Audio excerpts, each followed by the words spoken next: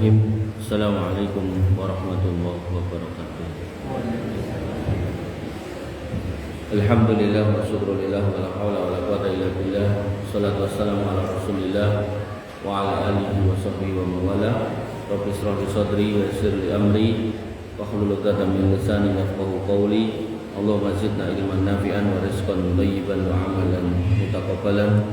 Allahumma faqihna fid din wa 'allimna ta'wil. Allahumma la ilma lana illa ma 'allamtana innaka antal 'alamul ghuyub innaka antas samiul 'alim. Amma ba'du, Bapak Ibu yang dirahmati Allah, alhamdulillah kita bisa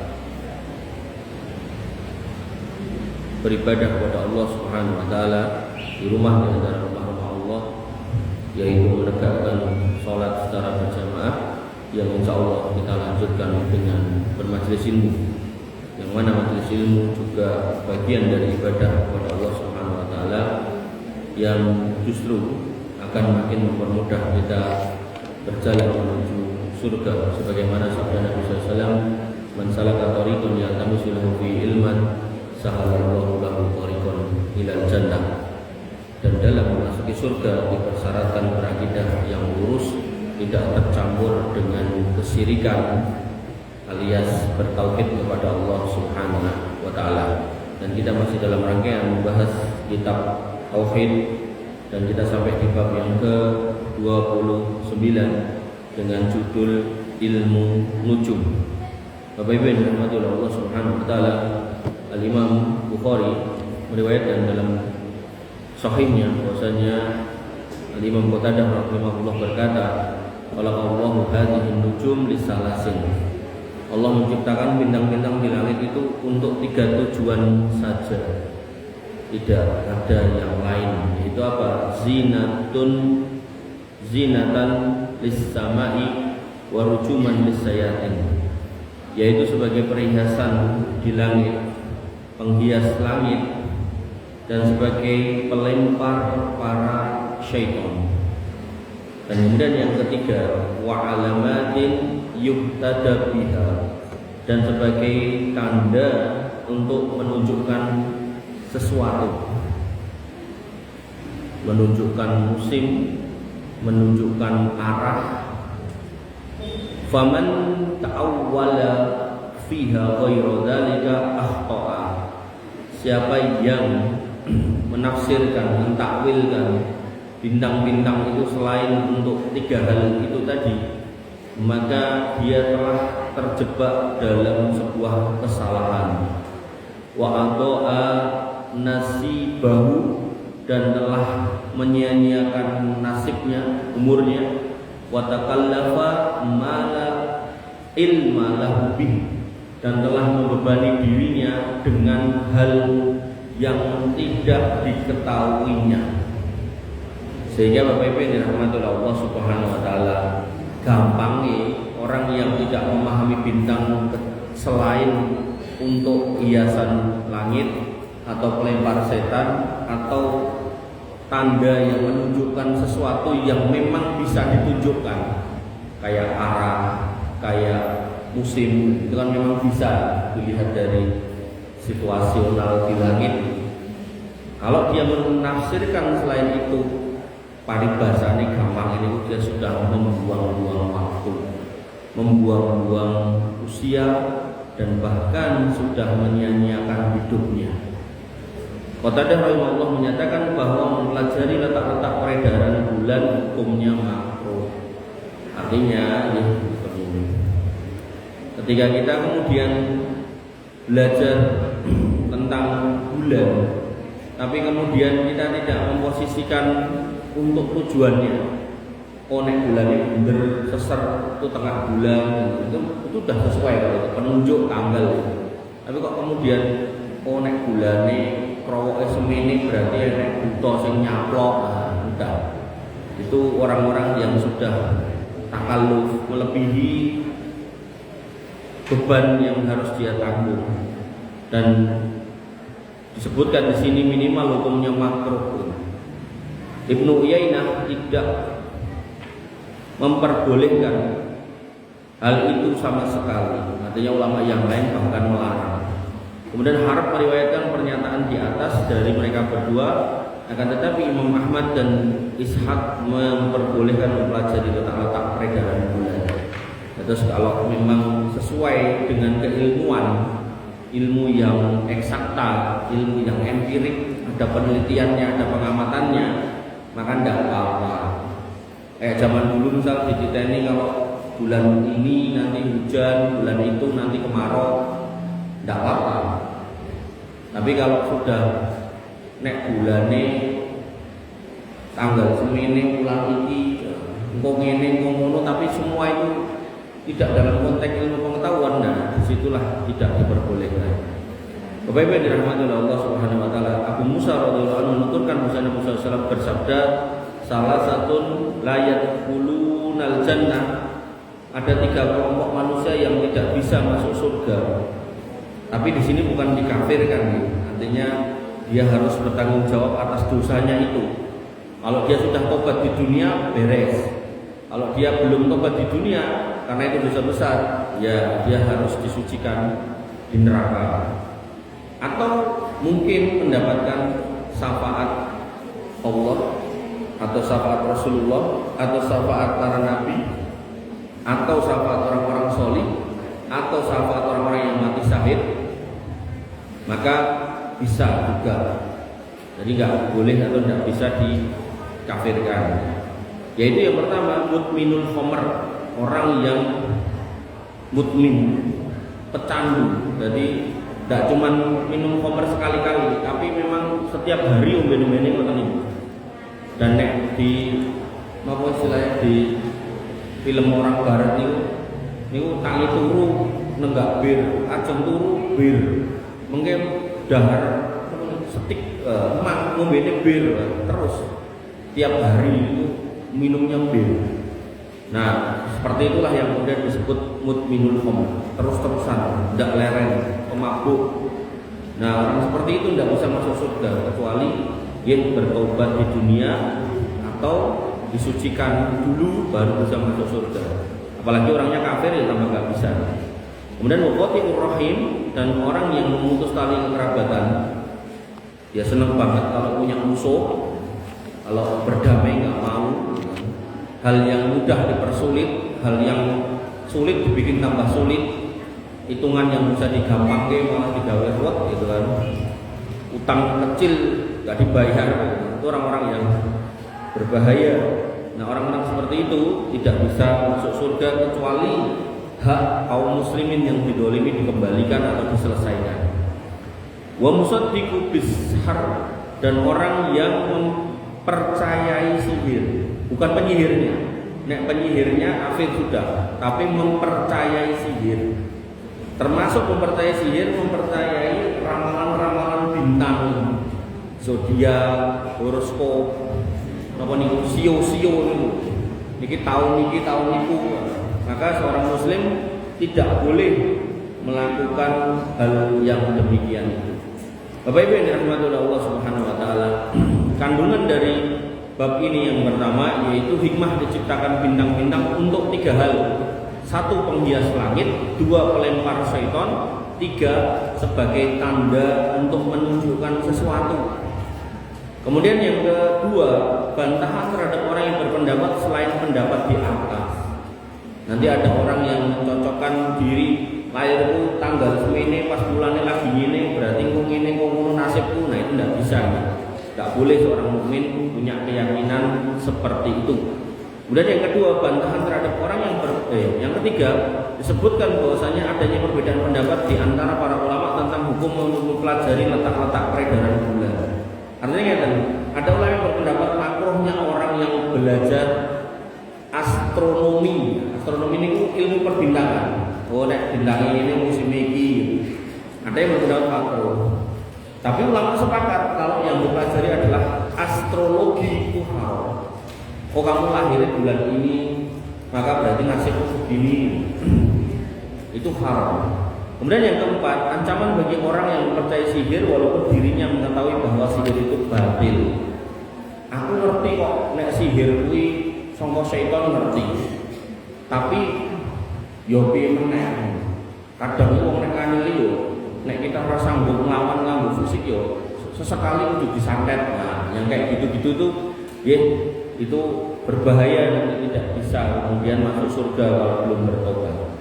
Bapak Ibu yang dirahmati Allah Subhanahu wa taala.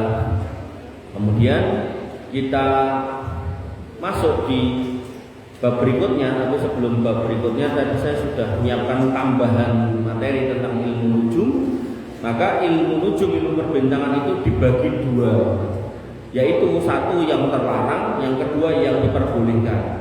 Yang terlarang adalah orang-orang yang mempelajari bintang-bintang dengan menyatakan atau mengatakan bahwasanya bintang-bintang itu dapat mempengaruhi nasib, takdir, rezeki, lahir, mati, dan beberapa peristiwa yang terjadi di dunia ini yang kita kadang atau sering dengar dengan istilah astrologi. Nah, itu haram. Kemudian yang kedua, itu ilmu perbintangan, yaitu ilmu yang menunjukkan perhitungan tentang bulan dan bintang yang digunakan untuk menghitung waktu sholat, kiblat, dan penanggalan komariah. Maka ini yang disebut dengan astronomi. Maka ilmu ini boleh dipelajari, tidak apa-apa, ya, dibedakan. Nah, dalilnya adalah bahwasanya di dalam Al-Quran, Quran surat An-Naml ayat 65, orang-orang musyrik mengakui bahwasanya mereka mengaku-ngaku tahu hal yang gaib. Allah Subhanahu wa taala berfirman, "Qul la ya'lamu man fis samawati wal ardil ghaib illa Allah." Allah memastikan bahwasanya tidak ada seorang pun yang tahu di langit dan di bumi tentang hal yang gaib kecuali Allah. Nanti dalam surat Al-Jin Allah Subhanahu wa taala berfirman, "Alimul ghaibi wa la yudhiru ala ghaibihi ahada." Allah itu Maha tahu atas hal yang gaib dan tidak akan memberitahu yang gaib pada siapapun illa man irtadha mir rasulin, kecuali kepada rasul yang diridhoi. Jadi tidak semua rasul juga dikasih tahu, hanya rasul-rasul tertentu. Makanya Bapak Ibu yang dirahmati oleh Allah Subhanahu wa taala, semua nabi niku dijelaskan oleh Allah tentang Dajjal. Tapi Nabi Muhammad satu-satunya nabi yang mengklaim nek penjelasan Dajjalnya itu lebih komplit, termasuk tentang matanya yang buta sebelah, termasuk tentang peristiwa dia nanti akan membunuh seorang pemuda lalu menghidupkan lagi dan seterusnya. Makanya Bapak Ibu yang dirahmati oleh Allah Subhanahu wa taala, kita harus beriman kalau semua yang di langit dan di bumi hal yang gaib yang tahu hanya Allah. Sisanya adalah orang-orang yang bedek-bedek, imma bertanya kepada syaitan atau dia ngarang-ngarang. Dan mempercayai orang seperti itu hukumnya haram, berpotensi sholat gak diterima 40 hari, parah lagi tidak bisa masuk surga kecuali sudah disucikan dosanya. Dan dosanya untuk menyucikannya di dunia harus bertobat, nek lali mungkin neraka dadak dikumbah. Makanya bahaya dan ini. Kemudian dari sisi hadis, Nabi SAW bersabda, "Man ta'allama say'an minan nujum faqad ta'allama say'an minas sihr, zada ma zada." Barang siapa yang mempelajari ilmu perbintangan dalam konteks astrologi bukan astronomi, maka dia telah mempelajari sesuatu bagian dari sihir. Semakin banyak dia belajar, maka semakin banyak dia terjebak dalam perbuatan dosa. Dan kemudian Bapak Ibu yang dirahmati oleh Allah Subhanahu wa taala, Nabi menolak orang yang datang kepada tukang ramal dalam sabdanya, "Man ata arrafan au kahinan fasaddaqahu bima yaqul faqad kafara bima unzila ala Muhammadin sallallahu alaihi wasallam." Siapa orang yang mendatangi tukang dukun dan tukang ramal. Dukun dan tukang ramal ini termasuk ahli nujum yang meramal dengan perbintangan, dengan bedek-bedek, macam-macam metodenya. Salah satunya dengan perbintangan tadi, astrologi tadi. Maka dia telah mengingkari bahwasanya Allah telah menurunkan wahyu kepada Muhammad sallallahu alaihi wasallam. Kan bahaya. Kemudian Syekhul Islam Ibnu Taimiyah mengatakan ilmu ilmu tanjim alladzi fihi da'wa ilmil ghaib batilun wa kafara billah. Ilmu nujum yang mengklaim mengetahui ilmu ghaib adalah ilmu yang batil dan merupakan bentuk kekufuran kepada Allah Subhanahu wa taala. Kenapa dikatakan kufur? Karena Allah menyatakan sing ngerti sing ghaib kuwi mung aku. Terus datang manusia menyatakan aku yang ngerti. Nah, berarti di situ dia mengingkari firman Allah Subhanahu wa taala dan juga apa yang dibawa oleh Nabi Muhammad sallallahu alaihi wasallam. Kemudian Syekh bin Baz rahimahullah mengatakan ilmul abraj wat tanjim min a'malil jahiliyah wa syirkun akbar ini takidau annahu ya'lamul ghaib. Ilmu perbintangan dan zodiak adalah perbuatan amal jahiliyah dan masuk dalam kategori syirik besar jika dia meyakini bahwa ada kebenaran pada ilmu itu untuk mengetahui hal yang gaib. Jadi kalau sampai percaya, bahaya, bisa membatalkan syahadat. Bapak Ibu yang dirahmati oleh Allah Subhanahu wa taala, sehingga dalam bentuk ilmu-ilmu perbintangan yang dilarang, yang pertama adalah zodiak atau horoskop. Kemudian yang kedua, aplikasi ramalan bintang atau feng shui.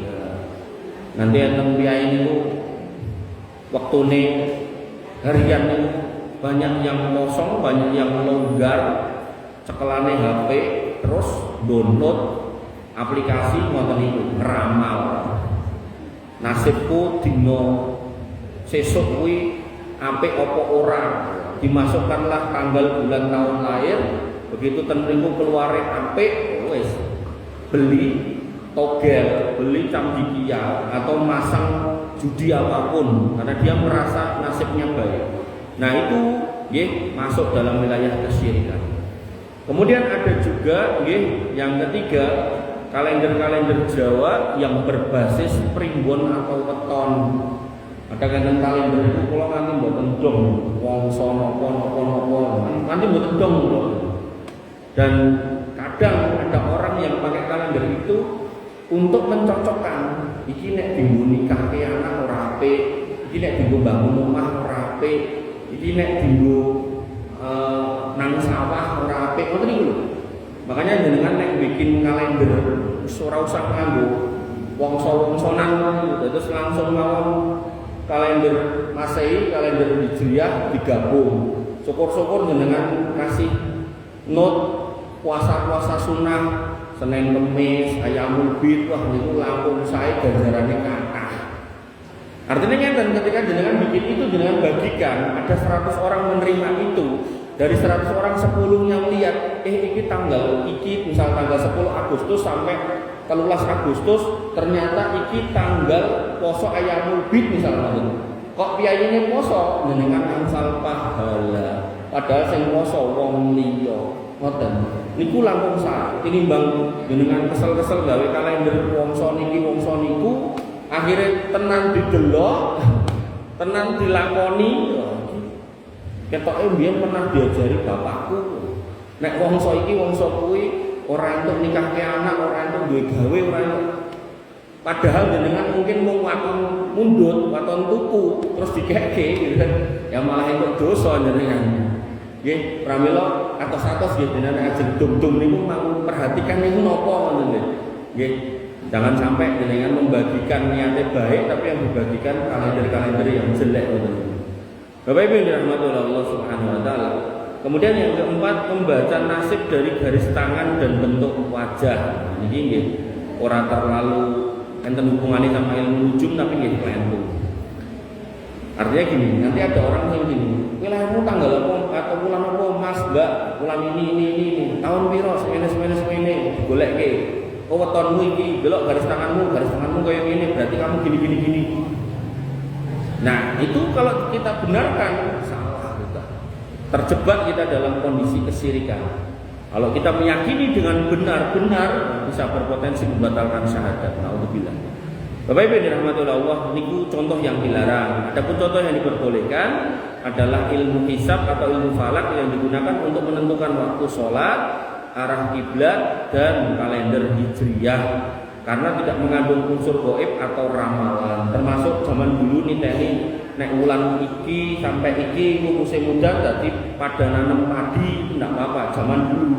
Nek saniki karena ada climate change, perubahan iklim niku sudah tidak bisa dititeni tanggal sing kudune Jawa mboten Jawa, tanggal yang harusnya panas malah Jawa. Sehingga kesimpulannya ilmu perbintangan yang mengandung bentuk ramalan pada nasib, menyatakan mengetahui hal yang gaib, itu termasuk kesirikan dan sebagai bentuk dari salah satu bentuk sihir. Kemudian termasuk dosa besar orang yang mengimani terhadap ilmu perbintangan yang mengatakan menikah, dan konsekuensinya dia bisa berpotensi mengingkari wahyu Allah Subhanahu wa taala, baik berupa Al-Qur'an maupun Nabi sallallahu alaihi wasallam. Artinya wahyu yang dititipkan kepada Nabi sallallahu alaihi wasallam yaitu Al-Qur'an dan sunnah.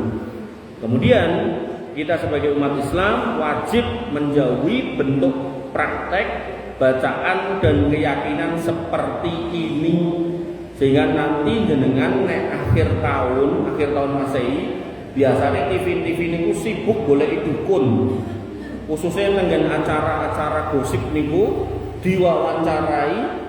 Yang pertama dia bahas kaleidoskop, mboten mletulek ngarake ngunekke, yaitu sebuah proses tahun kebelakang. Bar niku mengke terus diundanglah atau diwawancarailah dukun tertentu. Enten sing nem, enten sing tuwek, enten sing dukune gayane ya ngenomi, enten sing gayane ya jen kaya dukun. Sosok nggih rada kaya ustaz ngoten nggih, kopiah segala macam nggih, baju koko segala macam, terus ditekoki, menurut jenengan tahun depan apa yang terjadi? Oh, tahun depan nanti ada artis yang menikah, nanti ada gempa bumi, nanti ada banjir, nanti ada pejabat ketangkep KPK. Jane nek digagas-gagas niku mentahun ngoten niku kan enten. Artinya kemungkinannya antara dua, mungkin dia benar ngomong gitu hasil kabar dari syaitan, atau dia ngarang-ngarang mergo lagi disoting. Makanya jeleknya orang yang napa istilahnya seneng tampil tapi tidak di atas ilmu niku ngoten niku. Pokoke piye carane pinter ngomong, iso ngoceh, terus disorot kamera, ditonton orang banyak untuk duit akeh. Nah itu udah luar biasa mengerikan. Makanya Bapak Ibu yang dirahmati Allah Subhanahu wa taala nggih, ketika itu ada di televisi jenengan hal yang harus jenengan lakukan, ambil remote dipateni. Mungkin nek keluarga jenengan napa garwa napa putra kok uripke meneh niku stop kontake mang cabut. Kok dicolokke meneh meterane mang pateni. Wah, itu sebagai bentuk kita taat pada Allah Subhanahu wa taala dalam firman-Nya, "Qu anfusakum wa ahlikum naro." Jagalah dirimu dan keluargamu dari api neraka. Wa quduhan nasu wal hijarah, karena nanti neraka niku isine menungso kalih watu. Alaiha malaikatun gilalun sidadun la ya'sunallaha ma amarahum wa yaf'aluna ma yu'marun. Yang mana neraka itu akan dijaga oleh malaikat yang keras lagi bengis kejem, dan mereka tidak pernah mengingkari, mendurhakai perintah Allah. Kan ngeri nih nek kemudian kae biyen bentaun nonton kuwi dan bingung kok ning neraka, kan ngeri Pak. Kalau itu putra kita, istri kita atau suami kita. Maka pokoknya piye carane keluarga saya, keluarga kita harus selamat. Nek memang engko meterane diuripe meneh ditonton meneh nek perlu TV-ne didol sik ya ora apa-apa, nanti ditukokke meneh. Pun malah beneran kok anyar.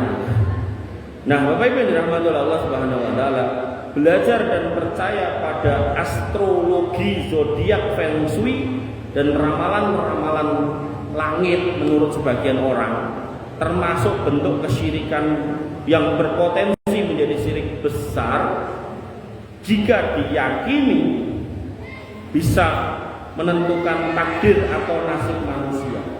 Jadi sebenarnya ini levelnya nek ya dhek ketok iso ngono, mungkin gitu tok, jane iki syirik kecil. Tapi nek nganti tenan yakin sampai orangnya enggak mau keluar rumah, enggak mau kerja, ditekoki ngomong kali. Lah soalnya iki dina sial, tanggal sial, petone ora cocok gitu kan. Nah, kalau sampai seperti itu, nah itu berpotensi masuk dalam syirik akbar. Makanya niki bedone tipis Pak. Soal urusan hati itu bisa menjatuhkan orang pada syirik yang besar. Makanya kita lebih baik hati-hati menghindar daripada harus bertanggung jawab di hadapan Allah dan berharap amal kita diterima ning malah mboten ditampi goro-goro meyakini hal-hal yang tidak masuk akal niku. Kemudian kita masuk ke bab yang ke-30, yaitu sebagian orang yang menisbatkan turunnya hujan, memastikan keadaan suatu lingkungan berdasarkan bintang-bintang. Artinya kalau kita tadi saya mengatakan bulan ini dan itu musim hujan, itu sifatnya perakiraan, bisa benar bisa salah. Tetap kesimpulannya adalah kita meyakini hujan dan tidak itu datang dari Allah Subhanahu wa taala. Sami kados jenengan gerah. Ketika jenengan gerah, niku yang harus kita yakini sembuhnya kita bukan karena dokter atau obat tertentu atau rumah sakit tertentu, tapi karena Allah. Nah, rumah sakit, dokter dan obat niku wasilah. Makanya di dalam Al-Qur'an dikatakan fa idza maritu fahuwa yasfini. Kalau aku itu sakit, maka Allah lah yang menyembuhkan. Sehingga termasuk bentuk cacat akidah ketika misal jenengan ngendikan naudzubillah ya, aku pokoknya orang mau bodrek aku ora bakal mari. Nah niku mboten leres lentuk. Aku pokoknya ora priksa ning gone dokter kae, aku ora bakal mari sakjeke urip. Niku lentuk. Aku nek ora dipriksake ning rumah sakit kono kae, aku ora bakalan iso mari, niku nggih lentuk. Sehingga seorang muslim niku ketika gerah, ketika sakit dibolehkan untuk mencari obat, mencari dokter dan rumah sakit, tapi tetap disandarkan semua kesembuhan yang akan diterima itu kepada Allah Subhanahu wa taala. Tidak boleh disandarkan kepada rumah sakit, dokter dan obatnya. Karena nanti jenengan akan dapati ada memang orang yang cocok dengan obat tertentu, dokter tertentu atau rumah sakit tertentu. Tapi nggak bisa kita pungkiri ada orang yang minum obat yang sama, dokter yang sama, bahkan rumah sakit yang sama, orang mari-mari bahkan malah mati. Makanya itu menjadi pertanda bahwasanya seorang muslim tidak boleh meyakini kesembuhan itu datang mutlak dari obat, dokter atau rumah sakit tertentu. Makanya judulnya termasuk hal yang tidak boleh adalah menyatakan bahwasanya hujan itu turun karena bintang ini dan bintang itu. Allah Subhanahu wa taala berfirman, "Wa taj'aluna rizqakum annakum tukadzibun." Al-Waqiah ayat 82. Kalian membalas rizki yang telah Allah karuniakan kepada kalian dengan dusta kepada Allah. Artinya di sini Allah ingin menyatakan kalau rizki yang kita terima itu mutlak dari Allah, bentuknya apapun termasuk hujan. Tapi di antara kita para manusia ini ada yang mengingkari kalau hujan itu datang dari Allah. Nah, bentuk pengingkarannya seperti apa dinyatakan oleh Nabi Muhammad SAW. Beliau bersabda, arba'atun fi ummati min amril jahiliyah la yatrukunahunna. Ada 4 hal perkara jahiliyah yang mana ketika aku diutus urusan jahiliyah ini jane wis rampung, tapi kok umatku masih mengamalkan. Apa itu? Yang pertama, al-fakhru bil ashab, yaitu orang yang membangga-banggakan kebesaran leluhur. Saya kata toh, ora ngerti kok aku iki sapa. Aku keturunan ke 79 dari kerajaan Mojopahit. Nek kae enek raja iki, aku ki gelarku iki ngene lho. Banyak di YouTube jenengan lihat termasuk sinten niku Mama Gufron, saya sering menyebut nama itu. Niku beliau dia sampai ngaku keturunan Prabu Siliwangi yang kesekian. Nek didelok bentuke kaya ora mungkin. Prabu Siliwangi niku awake keker, raja gede dhuwur gagah. Ah niku cilik cendhek kering wis pokoke ora cocok lah itu. Mboten enten gandeng nenenge blas. Hari ini masih banyak. Aku anaknya presiden, aku anaknya camat, anaknya lurah. Makanya dalam pepatah Arab kita itu dilarang untuk mengatakan yaqulu kana abi, iki lho bapakku tak boleh. Tapi katakan ha anada, ini lho aku. Makanya seorang muslim itu diminta untuk berjuang semaksimal mungkin, apakah dalam konteks agama, apakah dalam konteks dunia, apakah dalam konteks keilmuan, tanpa bayang-bayang orang tua, sehingga mereka nanti bisa besar, bisa hebat. Dan jenengan ketika jadi orang tua, jenengan sampaikan kepada putra-putra jenengan, kowe dadi anak sing luwih apik, luwih hebat, luwih mulya tinimbang bapak. Ngoten.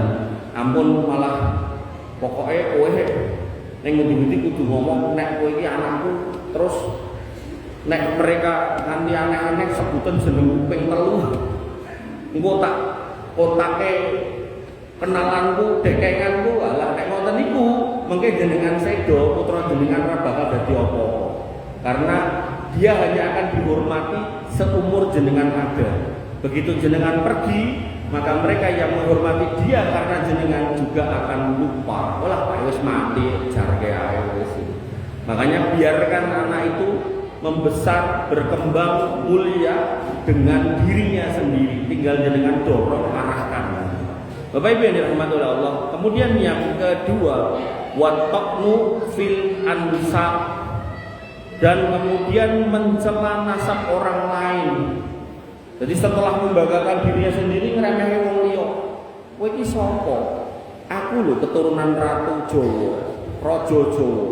Nek kowe kan sak ngertiku ya mung abdi dalem sing nyekel kopeni wedhus saka kebone kraton kae kan.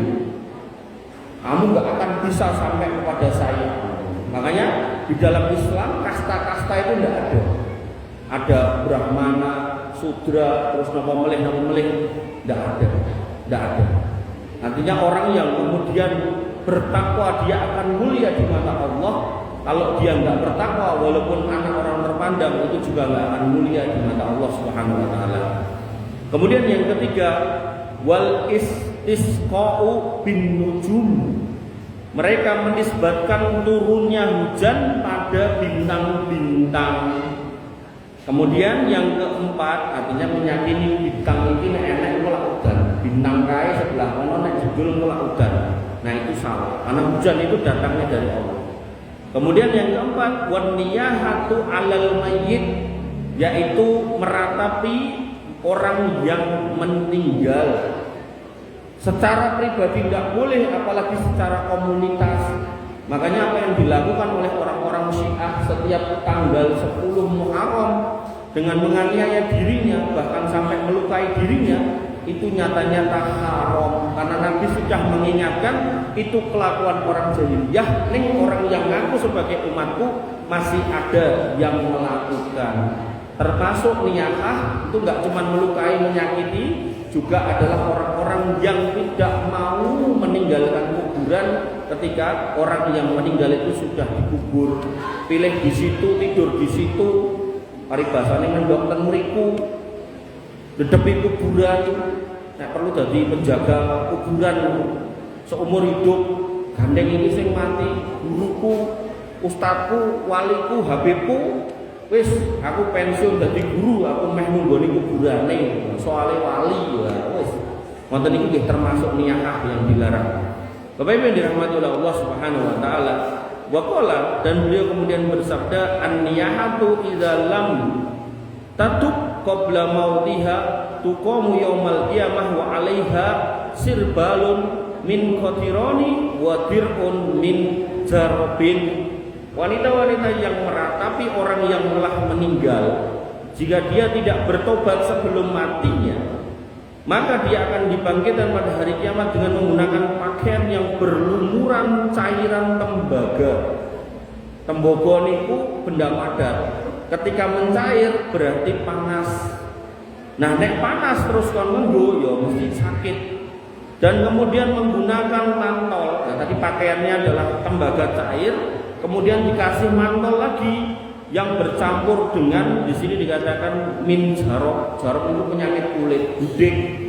Jadi gudeg sing didadekke mantol kon nganggo wis gatel tur panas. Oh, mang bayangke piyambak. Makanya seorang muslim ketika meninggal orang yang disayangi, dikasihi, sedih tidak apa-apa, nangis tidak apa-apa, tapi jangan berlebihan, jangan menganiaya diri, jangan menyakiti diri. Kemudian Imam Bukhari dan Imam Muslim meriwayatkan dari Zaid bin Khalid radhiyallahu anhu, dia menuturkan bahwa Nabi SAW mengimami kami dalam sholat subuh di Hudaybiyah setelah hujan turun. Jadi di Hudaybiyah malamnya hujan, lalu sholat subuh, maka pada malam harinya tadi hujan, subuh sholat di masjid. Maka tatkala beliau selesai, setelah saya sholat subuh, maka beliau menghadap ke arah para sahabat. Ini berarti apa? Nek istilah kita kultum subuh. Tapi nggak setiap hari Nabi kultum. Nek ada momen, ada wahyu, ada informasi. Niku nek zaman dulu. Tapi kan wahyu, informasi atau hadis itu kan sudah selesai. Maka nek saat ini dirutini kultum subuh tidak apa-apa aja nih. Itu di sunnah itu juga. Maka beliau SAW bersabda, hal tadruna madza qala rabbukum. Ngerti ora kowe kabeh iki mau Gusti Allah ngendikan apa? Qalu Allah wa rasuluhu a'lam. Ya Rasulullah yang ngertos nggih Allah dan Rasulnya nggih panjenengan kalih Gusti Allah. Qala beliau SAW bersabda, asbaha min ibadi mu'min bi wa kafirun. Allah berfirman pagi ini bahwasanya di antara hambaku di pagi hari ini ada yang beriman kepadaku dan juga ada yang kafir. Cobi subuh-subuh Nabi pun ngendikan esok iki mau Gusti Allah ngendikan nek enek sing iman enek sing kafir. Nah niki nek cara subuhan kalau rotok ngantuk di ngontenke orang beriman langsung kaget. Ojo-ojo kuwi aku kuatir. Zaman dulu tuh orang tuh kuatir kalau nanti itu terpilih menjadi yang jelek. Makanya sahabat dulu niku nek lama nggak dikasih cobaan itu sampai bingung. Ya Rasul, saya kok lama nggak dikasih cobaan? Kenapa? Karena takut nanti dipilih menjadi orang yang kena istidrat. Uripe digampangke tapi dia di atas kekeliruan dan kesalahan. Sampai seperti itu. Bapak Ibu yang dirahmati oleh Allah Subhanahu wa taala. Kemudian fa amma man qala, kata Allah dalam hadis qudsi ini, adapun yang mengatakan mutirna bi fadlillahi wa rahmatih fadzalika mu'minun bi wa kafirun bil kaukab. Pagi ini karena tadi malam hujan, kalau yang pagi ini mengatakan mutirna billah, hujan itu turun atas izin Allah. Bifadlillah, maaf, mutirna bifadlillah, hujan itu turun karena keutamaan dari Allah, wa rahmatih dan rahmatnya, fadzalika mu'min, maka itulah orang beriman bi kepadaku Allah, kafirun bil kaukab, dia mengingkari keimanan kepada bintang-bintang. Itu orang benar, orang beriman. Wa amma man qala mutirna bi nau'in kada wa kada fadzalika kafirun bi wa mu'minun bil kaukab. Tapi esok ini mau ya ada yang mengatakan hujan itu karena di sana ada bintang ini, di situ ada bintang itu. Nah itulah orang yang beriman pada bintang, kafir kepadamu. Makanya Bapak Ibu yang dirahmati oleh Allah Subhanahu wa taala, ya, tadi saya sampaikan ketika kita minum obat A, periksa ke dokter B, ke rumah sakit C, sembuh, maka pastikan ucapan kita alhamdulillah Allah yang menyembuhkan saya. Kemudian bahkan pakai kata dan itu tidak boleh. Nanti di babak terakhir. Kemudian karena obat ini atau dokter itu atau rumah sakit ini, itu yang benar. Makanya belajar kitab tauhid atau bab tauhid ini tipis banget. Nek ndak ngerti kan iki alhamdulillah mergo dokter kae. Alhamdulillah tur mergo dokter kae. Menyamakan, mendudukkan dalam kedudukan yang setara, ini Allah ndak mau. Tapi nek kemudian ya alhamdulillah atas izin Allah kemudian sini. Oh, Bapak Ibu yang dirahmati oleh Allah Subhanahu wa taala, mbok bilih menika rumiyin yang bisa saya sampaikan, alarm sudah berbunyi. Intinya ini dari Rampung, insyaallah kita sambung di pekan yang akan datang. Intinya kita sudah belajar pentingnya meluruskan akidah sampai pada level ucapan. Kita tidak boleh mengucapkan kebaikan yang Allah beri kok datang dari makhluk ini dan itu, apakah manusia, obat, rumah sakit, atau lebih-lebih naudzubillah bintang-bintang. Semua itu dilarang di dalam agama kita, dan kita harus memperbaiki kalau pernah melakukan itu agar nanti di akhirat tidak banyak PR, tidak banyak pertanggung